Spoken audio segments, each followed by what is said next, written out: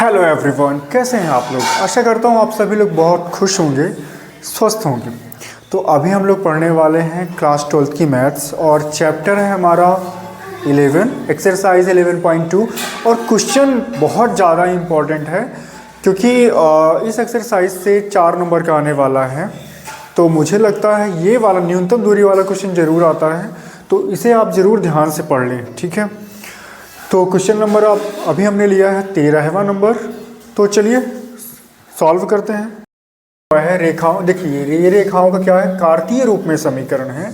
तो रेखाओं x+1/7 बराबर y+1/-6 बराबर z+1/1 z+1/1 है। और यहाँ पे है x-3/1 दूसरा समीकरण, y-5/-2 बराबर z-7/1 के बीच की न्यूनतम दूरी निकालना है।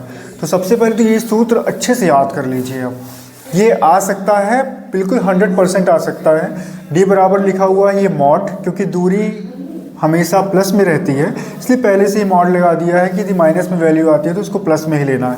फिर यहाँ पे सारणिक बनाया गया है x2 - x1 a1 a2 y2 - y1 b1 b2 z2 - z1 c1 c2 और यहाँ पे बटे में बटे लगा के उसके नीचे अंडर रूट के अंदर है a1 b2 - a2 b1 का whole square plus b1 c2 - b2 c1 का whole square plus c1 a2 - c2 a1 का होल स्क्वायर। चक्रीय क्रम में लिखा है a b b c c a। तो बहुत सिंपल सा याद हो जाएगा आपको। अब देखिए यदि आपको ये सूत्र लगाना है तो आपको क्या क्या चाहिए होगा, a1 a2 b1 b2 x1 x2 y2 y1 z2 z1 ये सभी आवश्यकता पड़ेगी। तो हमने पहला समीकरण इस प्रकार से लिख लिया है x+1/7 y+1/-6 बराबर z+1/1। अब इसको मैं क्या लिख सकता हूँ, इसको मैं लिख सकता हूँ -1 लिखा वही है, ठीक है। इसको क्या लिख सकते हैं y-1/-6 बराबर, इसको लिख सकते हैं इस प्रकार से बटे 1। अब इसकी तुलना करनी है, इसकी तुलना किससे करना है कि तुलना x - x1/a1 y-y1/b1 और z-z1/c1 से करने पर, ठीक है। इससे जब तुलना करेंगे आप तो आपको क्या क्या मिलेगा, x1 y1 z1 a1 b1 c1। तो x1 कितना मिला, तो x1 बराबर -1, y1 क्या मिला -1, z1 क्या मिला -1। तो सभी आपको क्या मिल रहे हैं, -1 ही मिल रहा है। x1 y1 z1 भी -1। ऐसे ही यहाँ पे a1 कितना मिलेगा 7, a1 बराबर 7, b1 बराबर -6 और c1 बराबर आपको मिलेगा 1। अब इसके बाद आपके पास दूसरा समीकरण क्या दिया हुआ है, x-3 बटे में है यहाँ पे 1 बराबर y-5 बटे में कितना है -2 और यहाँ पे z-7/1। इसकी तुलना करते हैं, किससे कर देते हैं अपन, x - x2/a2 y-y2/b2 और z-z2/c2 से करने पर। इससे जब आप तुलना करेंगे तो आपको क्या क्या मिलने वाला है, आपको मिलेगा x2 3 y2 5 और z2 मिलेगा 7। ऐसे ही a2 बराबर 1 b2 बराबर -2 c2 बराबर 1। यहाँ तक आ गया। अब मेन काम है इस फार्मूले पे वैल्यू पुट करना, ठीक है। तो हम इसे थोड़ा सा इरेज कर देते हैं यहाँ पे और वो सारी वैल्यू यहाँ पे रखते हैं, ठीक है। आपके पास सूत्र ये लिखा हुआ है, d बराबर मतलब न्यूनतम दूरी बराबर, ये बड़ा सा मॉड लगा देते हैं। उसके बाद यहाँ पे ये सारणिक है, सारणिक में x2 - x1 लिखा हुआ है। तो x2 कितना है आपके पास, ये तो डायरेक्ट कर दूँ मैं, x2 मतलब 3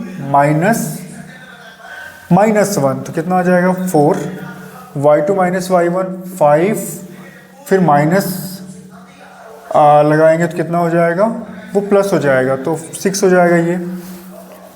x2 माइनस x1 4 हो गया, y2 माइनस y1 6 हो गया, z2 माइनस z1 तो यहाँ पे 8 हो जाएगा। फिर है यहाँ पे a1 a2, तो a1 है 7, a2 है 1, फिर b1 है -6, b2 है -2, c1 है 1 और c2 है 1। उसके बाद बटे में यहाँ पे आपको क्या लिखना है, ये बटे में अंडर रूट, फिर a1 b2, तो a1 कितना है आपके पास, a1 है आपके पास 7, a2 कितना है 1, फिर माइनस है, फिर a1 a2 a1 b2, a1 आपके पास कितना था 7 था, b2 अच्छा एक मिस्टेक हुई है यहाँ पे, आपको a1 b2 लेना था, तो a1 है आपके पास 7, ठीक है, b2 है आपके पास -2, तो यहाँ पे -2 लेना था। ये आपको विशेष रूप से ध्यान रखना है कि जो भी वैल्यू पुट करें बहुत आराम से, क्योंकि गलती होने के बाद गलती ढूंढना बड़ा मुश्किल हो जाता है, इसलिए आराम से करें, ठीक है।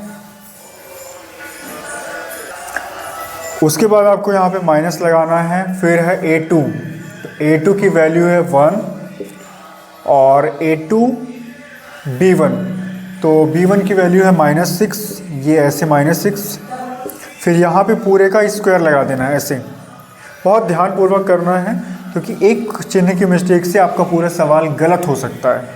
फिर यहाँ पे b1 c2, तो b1 है आपके पास -6 और c2 है आपके पास 1 माइनस b2 आपके पास है -2 और c1 आपके पास है 1, ये इस प्रकार से। फिर प्लस एक बार मिला भी सकते हैं आप b1 c2, तो b1 आपके पास था -6, c2 आपके पास 1 था माइनस b2 था -2 और c1 था आपके पास 1। उसके बाद c1 a2, तो c1 आपके पास कितना है, c1 है आपके पास 1 है, फिर इंटू c1 a2 तो 1, फिर माइनस c2 कितना है, c1 a2 c2 a1 1 into 7 और इसका स्क्वायर, ये स्क्वायर लगाना है यहाँ पे, ओके। तो थोड़ा सा मैं यहाँ पे इसको इरेज कर रहा हूँ, सारी वैल्यू पुट करने के बाद अपन इसको इरेज कर लेते हैं, ठीक है, ये भी इरेज कर लिए। उसके बाद देखिए यहाँ पे d बराबर आप लिख सकते हैं, इसको थोड़ा सॉल्व करेंगे, क्या कर लेते हैं। यहाँ पे ये 4 आपका आ गया -6, फिर माइनस 2 यहाँ पे, ठीक है। ये इसका इसमें इंटू हुआ, -6 आएगा, फिर माइनस लगाएंगे, माइनस का इसके साथ इंटू, फिर आता है माइनस, यहाँ पे ये आ गया माइनस। उसके बाद 7 - 1, तो यहाँ पे हो जाएगा 7 - 1, फिर यहाँ पे 8, ये 8 हो गया। फिर यहाँ पे क्या लेना है आपको, -14, फिर -14, फिर -14 -6, तो यहाँ पे -6 आ जाएगा, ये कोष्टक बंद और ये पूरे का बटे आप लगा देंगे, यहाँ पे ये मॉड की लाइन रहेगी, ये आ जाएगा आपके पास कितना आ गया, ये आ जाएगा -14, फिर ये माइनस प्लस हो गया, +6 का स्क्वायर, ओके। फिर यहाँ पे प्लस लगाएंगे, यहाँ पे हो जाएगा -6 + 2 का स्क्वायर प्लस, फिर यहाँ पे हो जाएगा 1 - 7 का स्क्वायर। तो थोड़ा सॉल्व करते हैं इसको, तो कितना मिलेगा, यहाँ पे आपको मिलेगा, इसको इरेज कर लेते हैं अब, इसका अभी कोई काम नहीं है। तो यहाँ से आपको मिला, ये 4 था, ये माइनस प्लस हुआ, तो 4 इंटू माइनस प्लस हो गया, तो -6 + 2, तो कितना आ जाएगा, -6 + 2 -4, ओके।